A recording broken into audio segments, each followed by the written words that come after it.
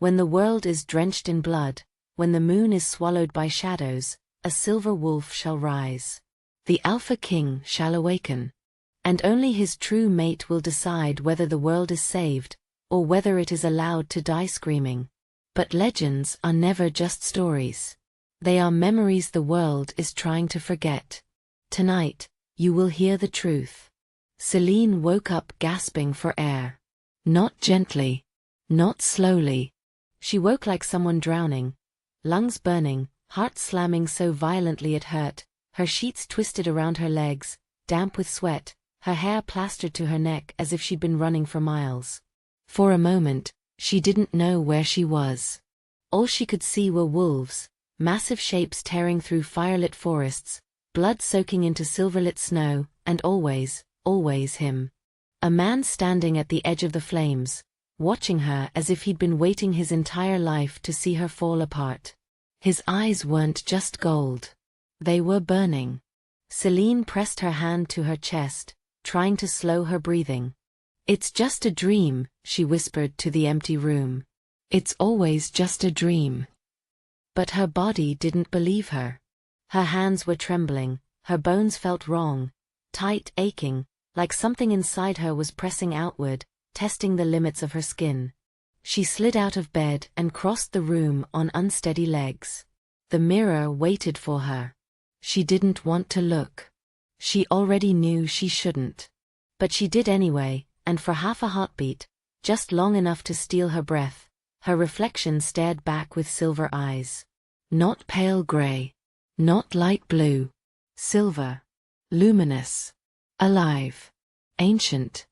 Selene stumbled backward with a broken sound tearing out of her throat, her back hitting the wall, her fingers clawing at the fabric of her shirt like she could rip whatever this was out of herself. "No," she whispered, her voice cracking. "No, I'm normal. I have to be." She squeezed her eyes shut, counted to 3, then opened them again. Brown. Ordinary. Human. But the damage was done. Because somewhere deep inside her chest, something had recognized itself. And it was awake now. At the exact moment Selene's breath broke into sobs, Kaelen sat bolt upright in his bed, a growl ripping from his throat before he could stop it. The Alpha of Dark Moon didn't dream. He hadn't dreamed in years. Dreams were weakness. They were ghosts of a past he'd buried under discipline, blood, and command. But this wasn't a dream. This was a summoning. His wolf surged against his ribs, pacing violently, claws scraping inside his bones like it wanted out, like it wanted to tear through flesh if that was what it took. Find her.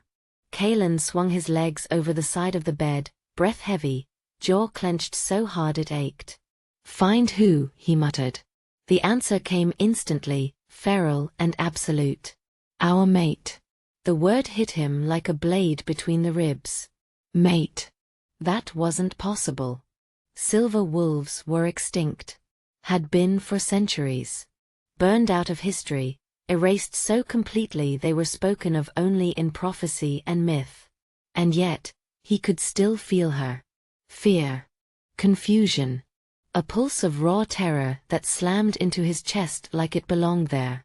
Kaelen dragged a hand down his face, his fingers shaking for the first time since he'd taken the Alpha trials. Alphas didn't dream of mates unless destiny demanded it, and Kaelen had learned long ago that destiny never asked. It took. The killings started 3 nights later. First a border patrol, found torn apart, eyes dull and empty like something had been scooped out of them. Then a small mountain pack. Gone. No survivors.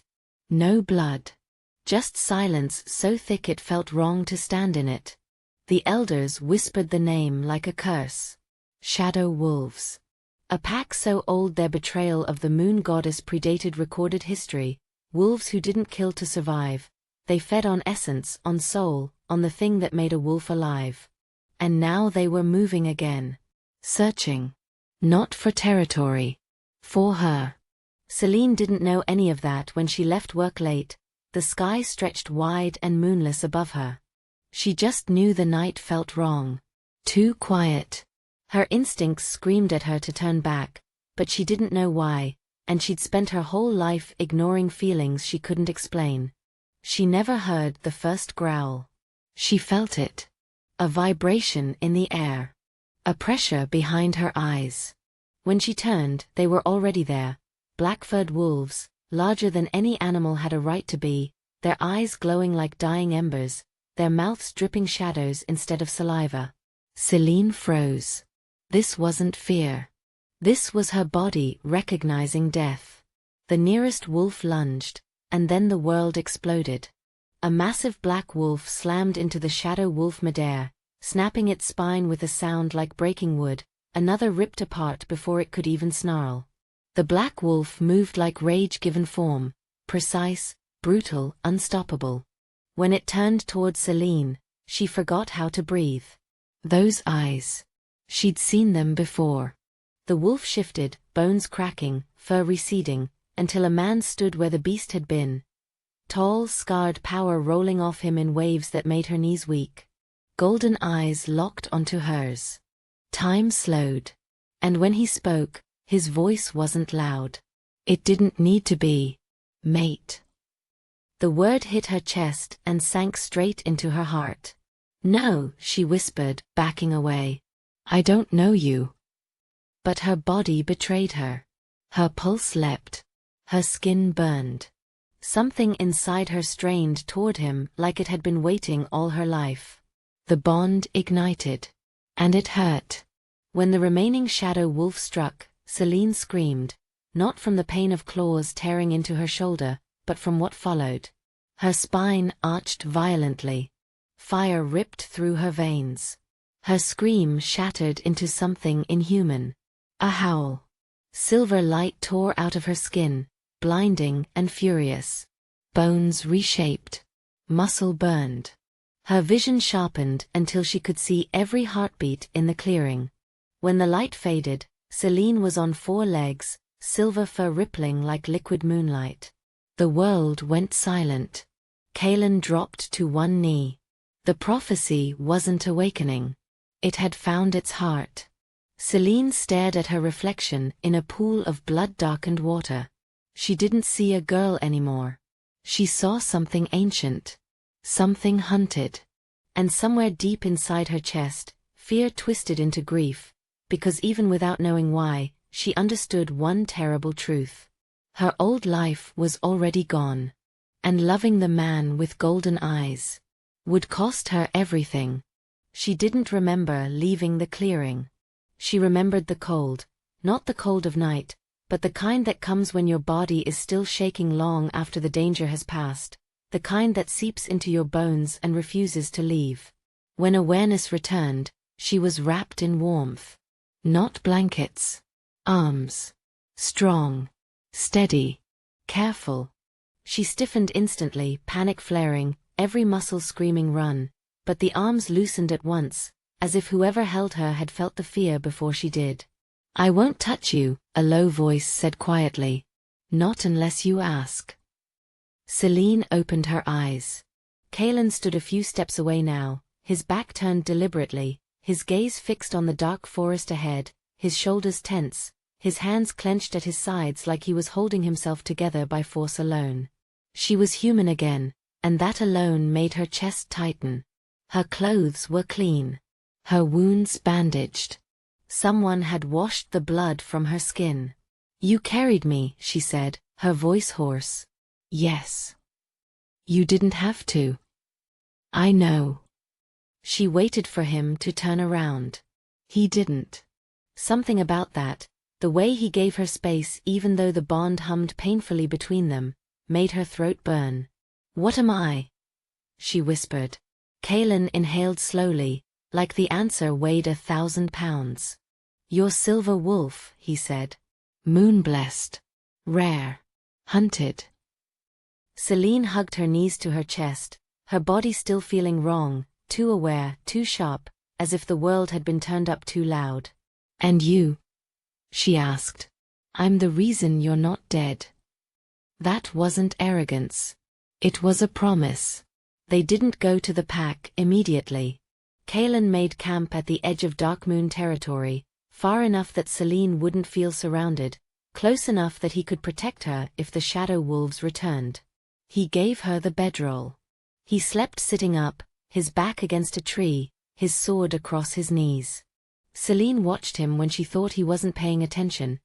The way his eyes never fully closed, the way his body stayed angled toward her even in rest, the way the bond pulsed softly in her chest, warm and aching, like a second heartbeat she didn't recognize. "You can sleep," she said eventually. "I am."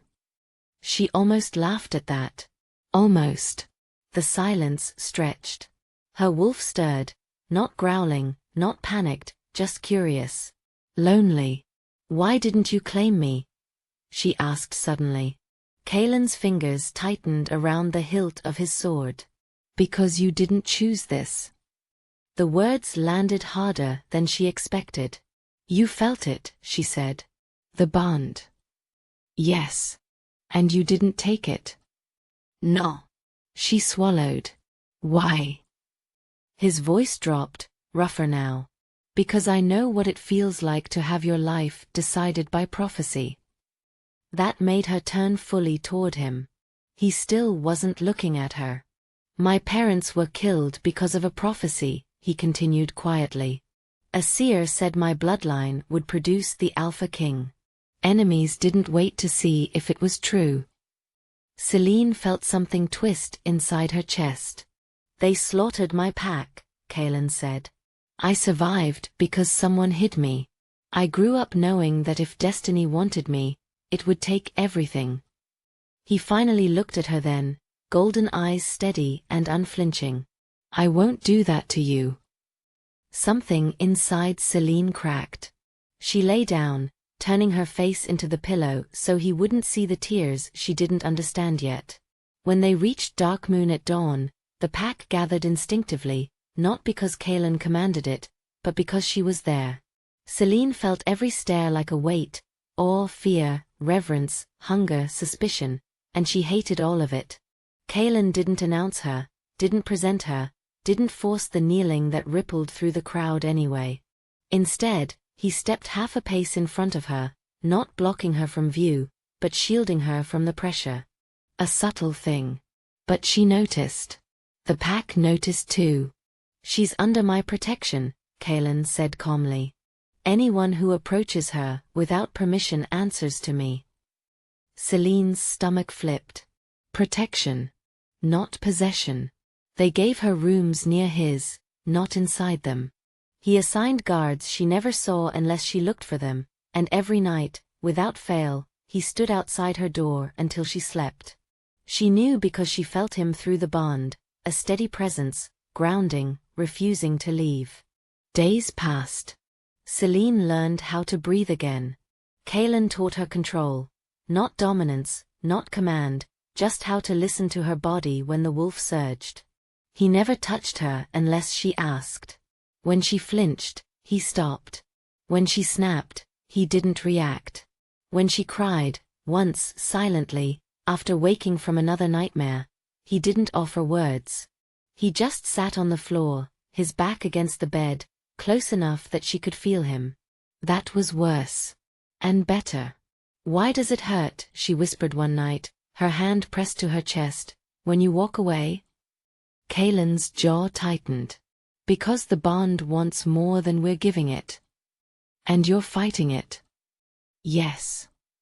She studied him, her heart pounding. "Why?" His answer came without hesitation.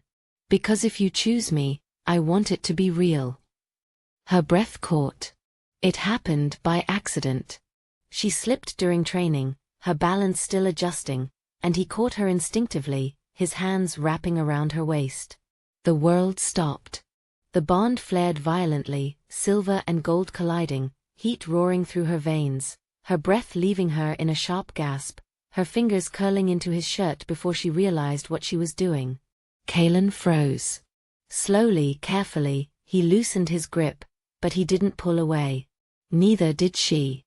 For one fragile moment, they stood like that, her forehead resting against his chest, listening to his heart. Fast, controlled, terrified. "I don't want to be afraid of you," she whispered. His voice was rough. Then don't be. I don't know how. Neither do I, he admitted. But I'm willing to learn. That was the moment Selene understood something vital. This wasn't a bond dragging her forward. This was a man walking beside her, even when destiny pulled. That night, Selene dreamed again, but the fire was quieter, the wolves stood back, and the man with golden eyes wasn't watching her from a distance anymore. He was kneeling. Not in submission. In waiting. When she woke, her hand was pressed to the bond mark that hadn't appeared yet, but felt inevitable. For the first time since everything changed, Selene didn't feel hunted. She felt held. And somewhere deep inside her chest, the fear began to soften into something far more dangerous. Hope. The summons came at dawn. Not from Kaelen. From the elders. Selene felt it before anyone knocked, a tightening in her chest, a cold pressure sliding down her spine like ice water. The bond stirred uneasily, not panicked, not angry. Wary. When the door opened, Kaelen was already there, not inside her room but outside it, as always. His jaw was set, his shoulders squared, but his eyes searched her face with something dangerously close to guilt. You felt it, she said quietly. Yes. They're calling for the trial, he said, and Selene exhaled slowly. She had known this moment would come. She just hadn't realized how much she'd been hoping it wouldn't. They didn't touch as they walked, not because they didn't want to, but because neither of them trusted what would happen if they did. The moon temple rose from the mountains like a wound carved into stone, ancient and pale and watching. Selene felt it before they crossed the threshold, the way the air shifted, the way the bond tightened. Not pulling them together. Pulling them apart. This place, she whispered. It doesn't feel holy. It was built to test truth, Kaelen replied quietly.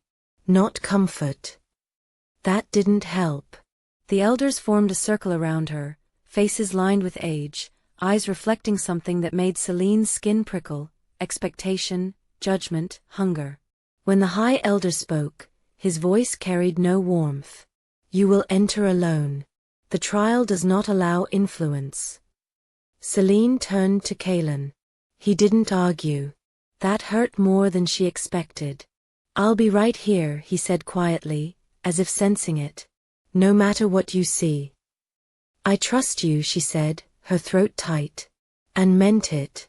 The doors sealed behind her with a sound like a heartbeat stopping. The light dimmed instantly, not into darkness but into something worse, a pale, cold glow that made everything feel exposed. Selene took a step forward. The floor pulsed. And the whispers began. You are not enough. She flinched. You are only valuable because of what you carry. Her breath hitched. He doesn't see you. The temple shifted. The walls dissolved into memory. She saw Kaelen on a throne, not the man she knew, not the one who guarded her door at night or sat silently while she cried. This Kaelen wore a crown of bone. Wolves knelt before him, not in loyalty but fear. A pack member stepped forward, trembling. Mercy, my king. Kaelen didn't even look at him. A flick of his hand. The wolf collapsed, lifeless. Selene screamed. No, he wouldn't. Wouldn't he? The voices whispered. When power is complete, restraint fades. The vision burned away. Now she stood in Kaelen's arms, his hands on her, claiming, possessive. His voice echoed with familiar words twisted wrong. You're mine because destiny says so, the vision Kaelen said. Because I need you to rule. She tried to pull away. She couldn't. I never chose you, he continued. I chose what you make me. No, she whispered. That's not him. Isn't it? The temple murmured. You've seen what he could become. The third vision was quiet. Too quiet. Selene stood outside her room. The door was ajar. Kaelen's voice drifted out, calm and controlled. She's manageable, he said to someone unseen. The bond will complete. The prophecy will be fulfilled. Her heart stuttered. "Do you love her?" another voice asked. A pause. Then Kaelen's voice again. "I don't need to."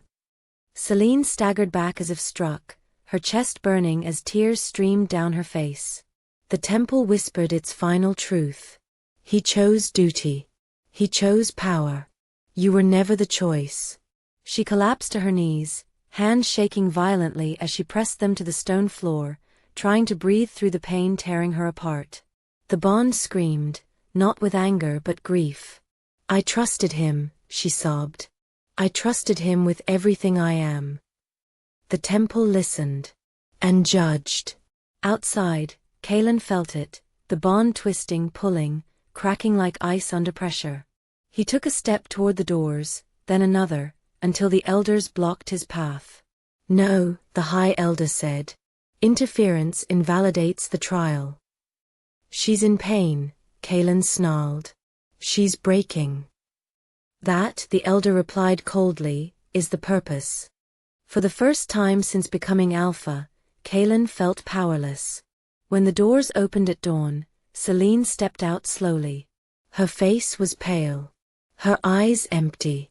Kaelen moved toward her, then stopped. Because she stepped back. "I saw the truth," she said quietly. "That you don't love me," she continued calmly, "and that was worse. You need me. You need what I make you. But you never chose me." "That's not." "Don't," she said sharply. "Don't lie now." "I won't be your crown," she whispered. "I won't be your cage." And she turned. The bond didn't shatter. It bled. Kaelen dropped to one knee, a sound tearing from his throat that no one had ever heard before, not a roar, but a broken man's breath. Selene didn't look back, because if she did, she knew she would run to him. She left Dark Moon territory before nightfall, unaware of the eyes watching from the shadows.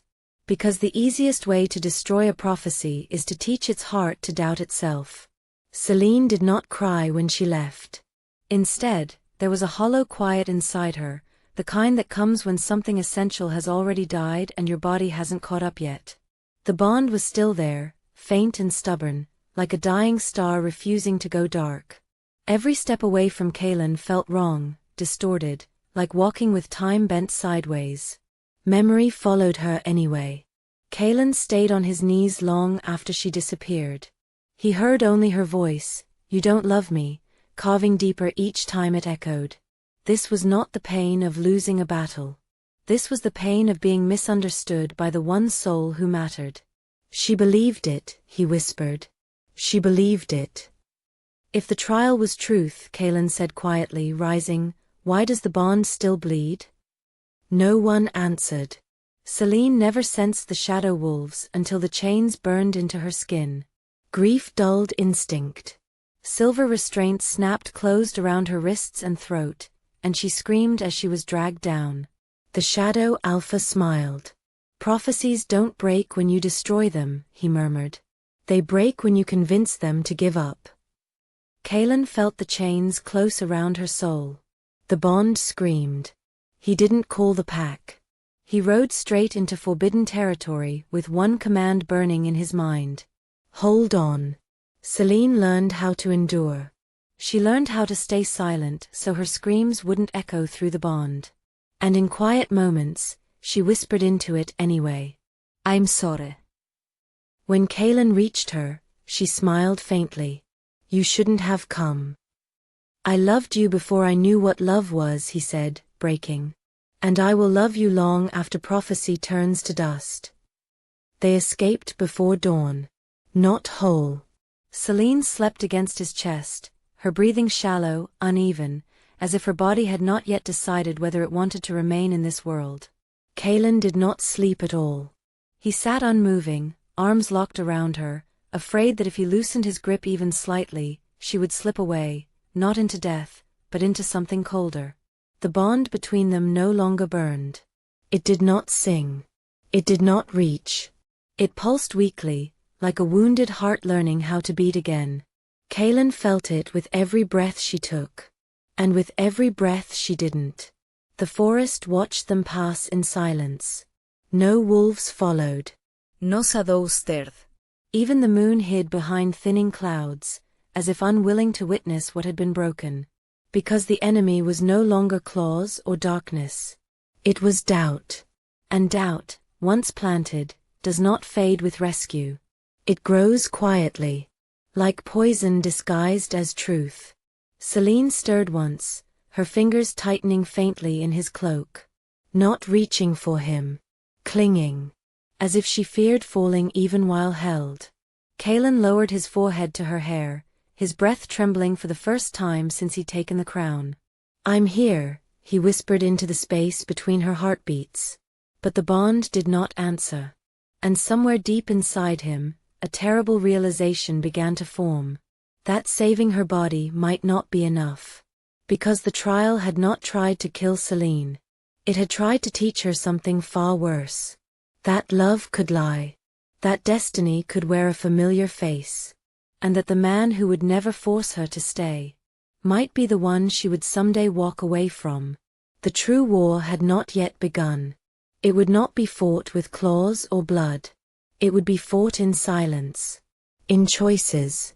In what remained unspoken between two souls who loved each other, but no longer knew how to trust the bond that tied them. And that is where the true heart of this story lies. In part 2. Where love is no longer about survival, but about belief.